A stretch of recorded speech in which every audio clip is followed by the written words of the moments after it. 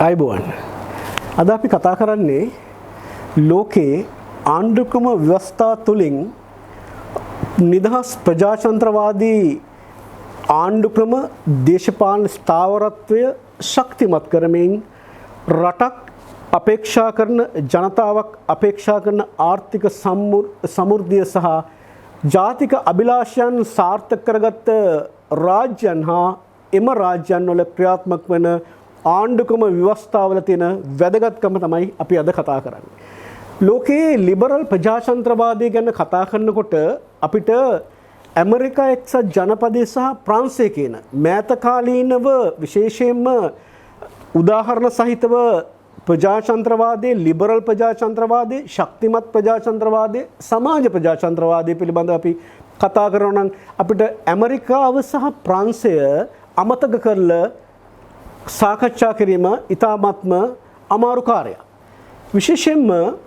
Liberal ප්‍රජාතන්ත්‍රවාදී රටක් විදිහට ඇමරිකාව වසර 240කට 250කට අඩු කාල සීමාවක් තුළ ඒ රට ලබලා තියෙන ලෝකේ ආර්ථික බලවතා යුද බලවතා මෙන්ම ලෝකේ ආර්ථික සමුද්‍රය ළඟා කරගත්ත විශිෂ්ට දේශයක් විදිහට ඇමරිකාවේ දේශපාලන ස්ථාවරත්වය සහ ජනතාවගේ අභිලාෂයන් මේ තාක් සාර්ථක කර ගැනීමට ඉවහල්ලුවේ කුමන කරුණක්ද කියන එක පිළිබඳ අධ්‍යයනය කිරීමේදී දේශපාලන වශයෙන් ඉතාමත් වැදගත් වෙන්නේ එරට 1776 දී සම්මත කරන ලද ආණ්ඩුක්‍රම ව්‍යවස්ථාව සහ ආණ්ඩුක්‍රම ව්‍යවස්ථාවෙන් ගිවිසුම්ගත ජනතා අභිලාෂයන් සහ ජනතාවගේ පරමාධිපත්‍ය නිදහස් ප්‍රජාතන්ත්‍රවාදයේ ශක්තිමත් කරමින් ආර්ථික සමුද්‍රයක් ළඟා කරගත්ත ආකාරය තමයි ඇමරිකානු ආණ්ඩුක්‍රම ව්‍යවස්ථාව පිළිබඳව විශ්ලේෂණාත්මකව අධ්‍යයනය කරනකොට පැහැදිලි වෙන්නේ. ඒ වගේම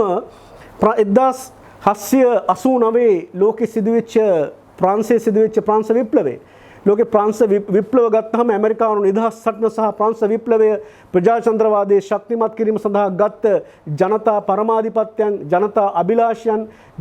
අභිලාෂයන් මුදුන්පත් කර ගැනීමට ආණ්ඩු රාජාණ්ඩු ඉවත දමලා වංශාධිපති ආණ්ඩු ඉවත දමල නිදහස් ප්‍රජාතන්ත්‍රවාදයක් ස්ථාපිත කිරීමට මුල් වෙච්ච රාජ්‍යයන් දෙකක් තමයි ප්‍රංශය සහ ඇමරිකා එක්සත් ජනපදය කියලා කියන්නේ. අද එම රාජ්‍යයන් දෙකම ඊටාම ශක්තිමත් රාජ්‍යයන් බවට පත් වී තිබෙනවා. ප්‍රංශය අද ලෝකේ මහා බලවතෙක් වී තිබෙනවා වගේම ප්‍රංශයේ ආර්ථික සමෘද්ධිය සහ ස්ථාවරත්වයේ දේශපාලන වශයෙන් ඉතා ප්‍රබල මට්ටමක පවතිනවා. මේ රටවල් දෙකට මේ ගමන යෑම සඳහා බලපෑවේ කුමන කරුණුද කියන එක මැදහත් දේශපාලන විචාරකයෝ ආණ්ඩුක්‍රම ව්‍යවස්ථා පිළිබඳව අධ්‍යයනය කරන්නන් අතර විශාල නිදසුන් වශයෙන් ගන්නා රටවල් දෙකක් බවට පත්වන්නේ ප්‍රංශය සහ ඇමරිකාව. විශේෂයෙන්ම ඇමරිකාවේ 16 වන ජනාධිපතිවරයා විදිහට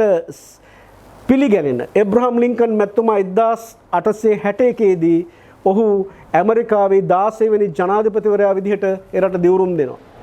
ඉන් අනතුරුව ඔහු 1863 නොවැම්බර් මාසයේ 19 වෙනිදා ඔහු ප්‍රකාශ කරන ඔහුගේ ලෝක ප්‍රකට දේශනයක් විදිහට සැලකෙන ගෙටිස්බර්ග් දේශනය. ඔහු ගෙටිස්බර්ග් දේශනය තුළ ඔහු පැහැදිලිව ප්‍රකාශ කරේ ඇමරිකානු දර්ශනය සහ ඇමරිකානු සමෘද්ධිය ළඟා කර ගැනීමට ප්‍රජාතන්ත්‍රවාදයේ ශක්තිමත් කිරීමට නම් ආණ්ඩු ක්‍රමයක් තුළ තිබිය යුතු මූලික සංකල්ප කුමක්ද කියන එක. ඔබ දන්නවා විශේෂයෙන්ම අපි ප්‍රජාතන්ත්‍රවාදයේ කතා කරනකොට 1863 එබ්‍රහම් ලින්කන් කරන ලද ප්‍රකාශය නැත්නම් ලෝක ප්‍රකට ගෙටිස්බර්ග් දේශනයේදී ප්‍රජාතන්ත්‍රවාදය කියන්නේ මහජනයා විසින් මහජනයා උදෙසා මහජනයාම පාලනය කරන්නා වූ පාලන ක්‍රමයක් පිළිබඳව අර්ථකථනයක් සැපූ ලෝකයේ ප්‍රබලම පුද්ගලයා බවට පත්වන්නේ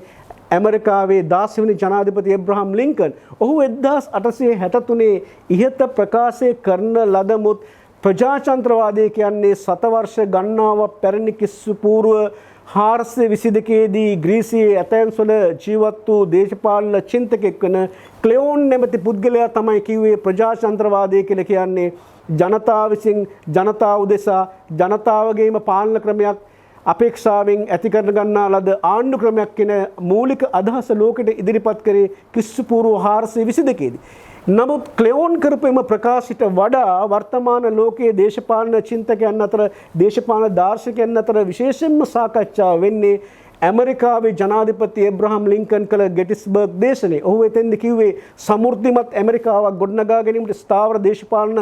ස්ථාවරත්වයක් ලැබීමට ඇමරිකානු ජනතාවගේ ස්වාධිපත්‍ය අභිමානය එරට ආණ්ඩු ක්‍රම ව්‍යවස්ථාව තුළින්ම සම්පාදනය කරලා ප්‍රජාතන්ත්‍රවාදයේ ශක්තිමත් කරමින් ඇමරිකානු ආණ්ඩුක්‍රම ව්‍යවස්ථාව සකස් කර ගැනීම තමයි ඔහුගේ මූලිකම ගෙටිස්බර්ග් දේශනය හරයුවේ. ලෝකයේ දේශපාලන විද්‍යාව පිළිබඳව උනන්දුවක් දක්වන විද්වතුන් උගතුන් වගේම දේශපාලන දාර්ශනිකයන් පැහැදිලි කරන අදහසක් තමා බුද්ධිමත් ලෝකේ පාලනය කරන්නා වූ බුද්ධිමත් රාජ්‍ය රාෂ්ට්‍ර පාලකයන්ට බොහෝ දේ නොකලත් ඔහු කරන එක ප්‍රකාශකින් හෝ එවැනි ප්‍රකාශකින්ම ඔහුට ඔහුගේ ක්‍රියාකලාපය සහ ඔහුගේ ශක්තිමත් භාවය ඉතාම ප්‍රබල විදිහට ලෝක පූජිත වෙනවා කියන එක හොඳම නිදහසක් තමයි ඒබ්‍රහම් ලින්කන්ගේ මේ ගෙටිස්බර්ග් දේශනය කියලා කියන්නේ. ඒ වගේම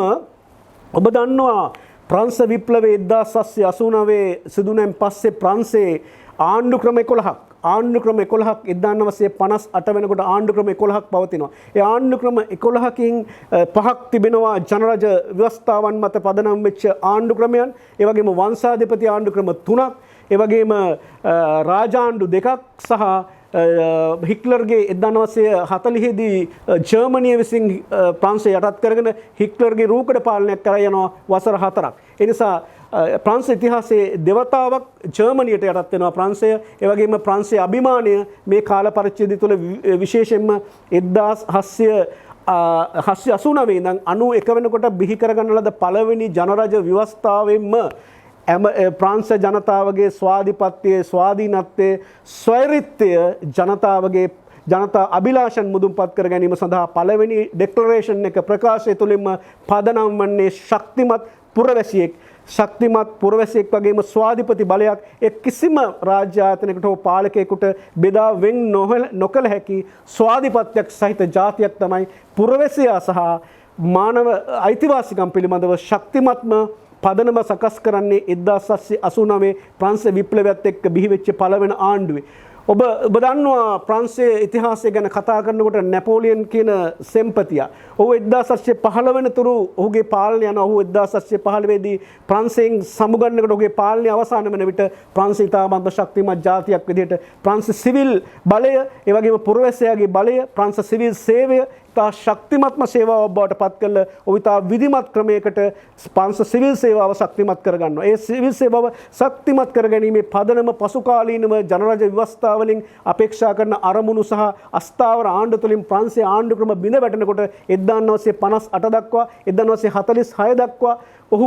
ඔහු විසින් ප්‍රංශයේ ඇති කරන ලද සිවිල් සේවය තමයි දේශපාලන ස්ථාවරත්වයේ කඩාවැටි හැම වෙලාවෙම ප්‍රංශ ආණ්ඩු ක්‍රම ආරක්ෂා කරේ. 1946 චාල්ස් ඩිගෝල්ස් ඇවිල් සෙම්පතියා ඔහු හමුදා නායකයෙක් වුණත් ඔහු ප්‍රජාතන්ත්‍රවාදය ගැන අසීමිත විශ්වාසයක් තිබූ ප්‍රජාතන්ත්‍රවාදයේ බලවත් වීම පිළිබඳව විශ්වාසයක් තිබූ නායකයෙක් විදිහට ඔහු සකස් කර ගැනීමට බලාපොරොත්තු වන ආණ්ඩු ක්‍රමයේ පිළිබඳ ඔහු 1946 සිට 58 දක්වා කාලය තුළ ඔහු ප්‍රංශ ආණ්ඩු ක්‍රමයන් අධ්‍යයනය කරනවා. ප්‍රංශයට තිබුණ මූලික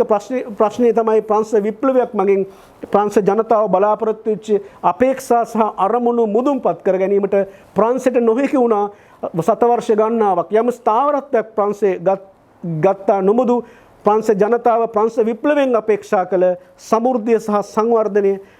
සහ ප්‍රංශයේ බලවත් වීම 1958 දක්වා කාලය තුල ප්‍රංශයට ගමන් කිරීමට ඉලක්කගත වැඩපිළිවෙලකට යෑමට නොහැකි වුණේ එරට රාජාණ්ඩු වගේම ජනරජ ආණ්ඩුත් බිඳ වැටිලා වංශාධිපති ආණ්ඩු වලට එරෙහිව ජනතා පරමාධිපත්‍ය ප්‍රජාතන්ත්‍රවාදී ආණ්ඩු බිහි කරගත්තද එම අරමුණු වලට ළඟා වීමට නොහැකි වුණේ ප්‍රංශයේ තිබ්බ දේශපාලන ස්ථාවරත්වය. ඒ නිසා මේක තේරුම් ගත්තා චාල්ස් ඩිගෝස් කියන සෙවියා. ඔහු 1946 දී අර ඒබ්‍රහම් ලින්කන් 1863 දී නොවැම්බර් මාසයේ 19 වෙනිදා කරපු ගෙටිස්බර්ග් දේශනය වගේම චාල්ස් ඩිගෝල්ස් ප්‍රංශයේ දේශපාලන ක්‍රමයේ ආණ්ඩු ක්‍රමයේ පිළිබඳව අධ්‍යයනය කළ ඔහු විශේෂ ප්‍රකාශයක් ඔහු විශේෂ දේශනයක් කරනවා බ්‍රේයක්ස් දේශනය කියන එක 1946 ජූනි මාසයේ 14 වෙනිදා. එම දේශනය තුළින් ඔහු ප්‍රංශයේ ගමන් මඟ වෙනස් කරනවා. ප්‍රංශයේ එතෙක් පැවති දේශපාලන අස්ථාවරත්වය වෙනුවට ස්ථාවර ආණ්ඩු ක්‍රමයක් තුළ විධායකයේ ශක්තිමත් කරගනිමින් පූර්ණ විධායක බලතල සහිත ජනාධිපතිවරයෙක් යටතේ වෙස්ට්මිනිස්ටර් ආකෘතියක් එක්ක තිබ්බ ව්‍යවස්ථාදායකයේ සහ කැබිනට්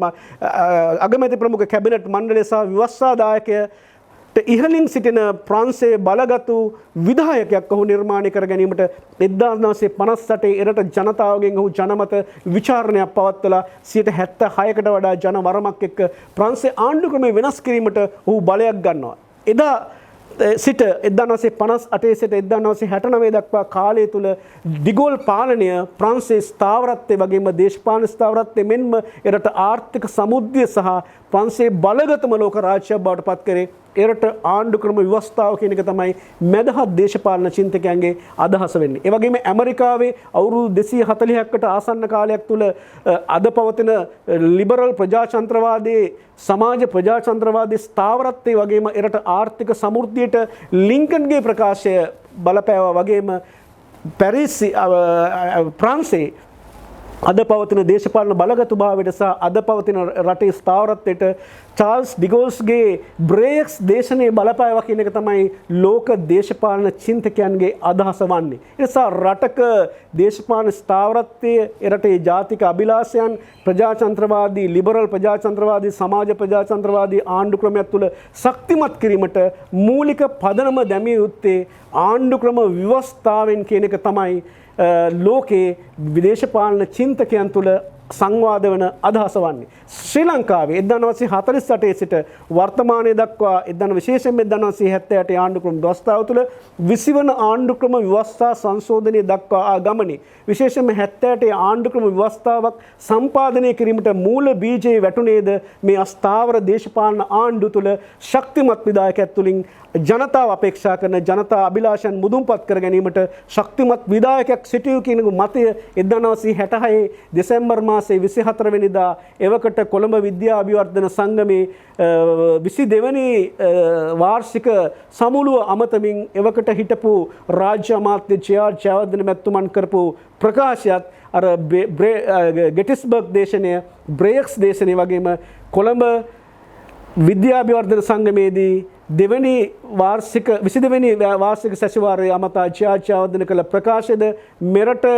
ආණ්ඩුක්‍රම ව්‍යවස්ථා සම්පාදනයේදී හැරවුම් ලක්ෂයක් වෙනවා කියන එක මැදහත් දේශපාලඥයන්ගේ අදහසයි. ඒ නිසා ජයවර්ධන යන 1948 ඉඳන් බිහිවෙච්ච ආණ්ඩු 56 ආණ්ඩුව, 60 මාර්තු ආණ්ඩුව, 60 ජූනි ආණ්ඩුව, 65 ආණ්ඩුව, මේ 70 ආණ්ඩුව 77 වෙනකොට ඔහුට ලැබිච්ච ජනවරම සැලකිල්ලටගෙන ඔහු මේ රටේ ආර්ථික සමුද්‍ය හා දේශපාලන ස්ථාවරත්වය තීරණ ගැනීම සඳහා ශක්තිමත් විධායකයක් අවශ්‍යයි කියන පදනම මූලික සංකල්පය මත තමයි 1978 ආණ්ඩුක්‍රම ව්‍යවස්ථාව බිහි කරේ. ඔහුට ඒ සඳහා ප්‍රංශයේ චාල්ස් ඩිගෝල් සහ